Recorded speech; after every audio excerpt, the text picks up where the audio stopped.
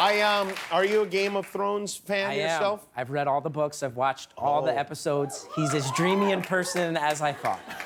He's dreamy. He is dreamy. You'd like to take him into a cave, really, wouldn't you? Oh, take him up north, just like Egret? Yeah, who wouldn't? Where are you from? I'm from New Jersey, which explains a lot about me. I see. Oh, one proud person. That's good. That's good. What part of New Jersey are you from? From a town called West Orange in North Jersey. Okay. And it was an interesting way to grow up. It's kind of almost like two towns. Like there's a section called Up the Hill, which is a very nice town, and then Down the Hill, which is where I'm from. And it was just weird. A lot of weirdos down there. Really? Yeah.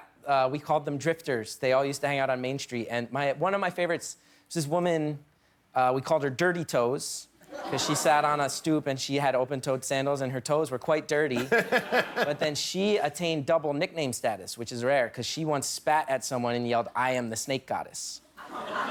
So my childhood, it could have been directed by David Lynch. It was weird. It is.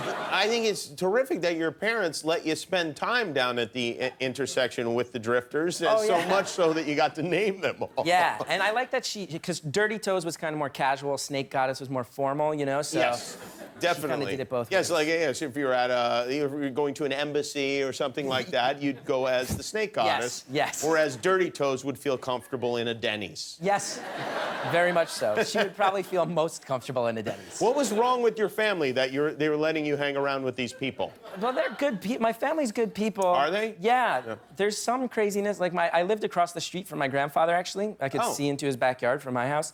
And he was a little nuts. He was kind of a big influence on me. He used to do all sorts of crazy stuff. I was one time in my room and my mom just starts yelling like, Chris, you gotta go. Pa's lawn is on fire. Go help Pa. His lawn is on fire. And I was like, what does that mean? I didn't know, so I ran over, I hopped the fence. He was in his backyard and he was just like stomping out these flames, but they were everywhere. Like one hit a bush and the whole bush went up and he would like step on them over here and there'd be more over there and it was insane.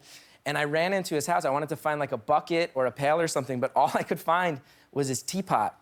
And in my panic, I filled up his teapot and was running around his yard, not even like dumping it, like pouring it through the teapot. And then one of our neighbors showed up with a hose and he put it out. And I was like, what happened? And my grandfather was like, well, it was your fault. And I was like, how is it my fault? And he was like, well, I asked you to mow my lawn and you never did it, so I just lit it on fire. And I was like, first of all, that's not a viable solution. And second of all, you did not ask me to mow your lawn. You're just lying. You just lit it on fire. So that's my family. Wow. It's pretty nuts. My grandfather used to set his hair on fire. Is that true? Yeah, rather than go to the barber. Yeah. He would take like a little blowtorch or sometimes a match if he was, you know, on the town and do a similar thing. Yeah, grandparents are... They're from a tougher generation than ours. Yeah. Hi, I'm Jimmy Kimmel. Thanks for watching. If you'd like to see more, click below to subscribe to our YouTube channel. And if not, do nothing at all.